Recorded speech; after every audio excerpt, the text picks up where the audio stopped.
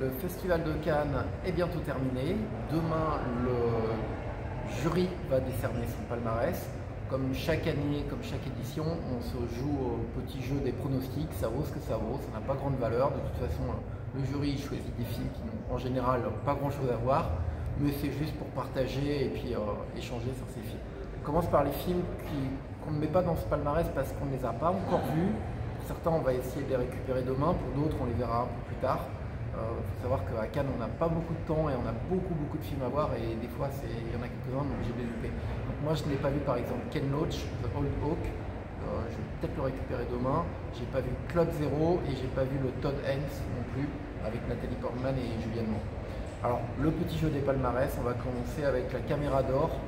La Caméra d'Or, cette année, j'ai pas vu beaucoup de premiers films, donc mon classement ne veut pas dire grand-chose.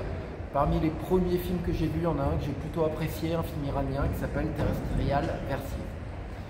La meilleure actrice, il faut savoir que pour les acteurs cette année, acteurs et actrices, le choix est difficile parce qu'on n'a pas eu de proposition très forte.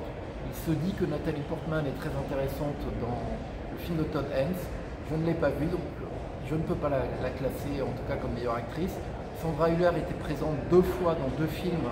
Elle était intéressante également, notamment dans le Jonathan Glazer, mais je vais plutôt le décerner parce que j'ai envie de donner un petit prix à ce film-là, à Léa Drucker, dans l'été dernier de Catherine Breillat.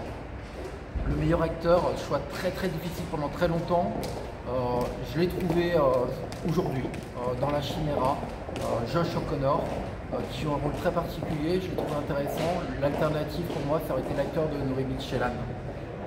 Le meilleur scénario pour moi, il n'y a aucun doute, c'est le film de Justine Triet, Anatomie d'une chute. Le film, il vaut pour son scénario est intelligent et pour moi c'était le meilleur scénario. On aurait pu mettre aussi Nuri Bilge Ceylan aussi, mais c'est un petit Nuri Bilge Ceylan et donc plutôt Justine Triet.